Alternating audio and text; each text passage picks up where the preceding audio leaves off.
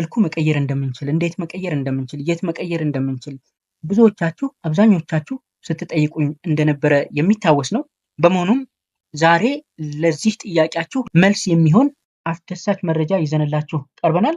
የፋይዳ ዲጂታል መታወቂያ ወይም ደግሞ ብሔራዊ መታወቂያችን ላይ የሰፈሩ መረጃዎችን ለምሳሌ ስም ሊሆን ይችላል፣ የስም ስህተት፣ የፊደል፣ የቃል ወይም ደግሞ እስከናካቴው ስማችንን ቀይረንም ሊሆን ይችላል፣ ስልክ ቁጥር፣ አድራሻ፣ የትውልድ ቀን፣ ዜግነት፣ የኢሜይል አድራሻ እና ሌሎችም መታወቂያችን ላይ የሰፈሩ መረጃዎችን ማደስ፣ ማስተካከል፣ መቀየር ስንፈልግ የትና በምን ሁኔታ ማስተካከል እንደምንችል አብረን እናያለን። እንዲሁም እነኚህን መረጃዎች ለማስተካከል ምን እንደሚያስፈልግም እንዲሁ አብረን የምናይ ይሆናል።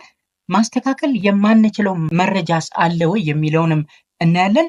እንዲሁም ከየት ሆነን ነው ማስተካከል የምንችለው? ኦንላይን ማስተካከል እንችላለን ወይ? ከአዲስ አበባ ነው? ከክፍለ ሀገር ነው?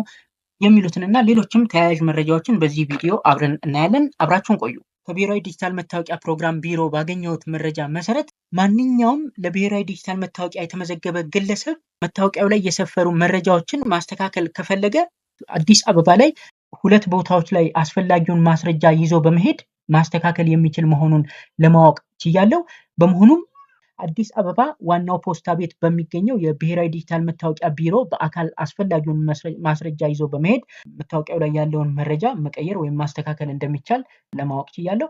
ከዋናው ፖስታ ቤት በተጨማሪ 4 ኪሎ ብሔራዊ ቤተመንግስት ፊት ለፊት ባለው ወይም ደግሞ 4 ኪሎ አንድነት ፓርክ ፊት ለፊት ባለው ፓርኪንጉ ያለበት ህንፃ ላይ ባለው የብሔራዊ ዲጂታል መታወቂያ ቢሮ እንዲሁ አስፈላጊውን ማስረጃ ይዞ በአካል በመሄድም እንደዚሁ ማስተካከል እንደሚቻል እኔም ራሴ በአካል ሄጄ ሁለቱም ቦታዎች ላይ ለማረጋገጥ ችያለሁ ማለት ነው። ስለዚህ እነኚህ 2 ቦታዎች ላይ ሄዳችሁ መረጃችሁን ማስተካከል ትችላላችሁ።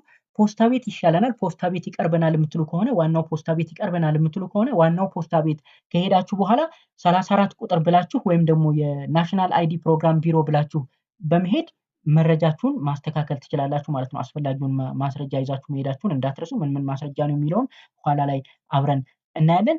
ስትሄዱ ዋናው ፖስታ ቤት ስትሄዱ 34 ቁጥር ብላችሁ ብትሄዱ ይቀላችኋል።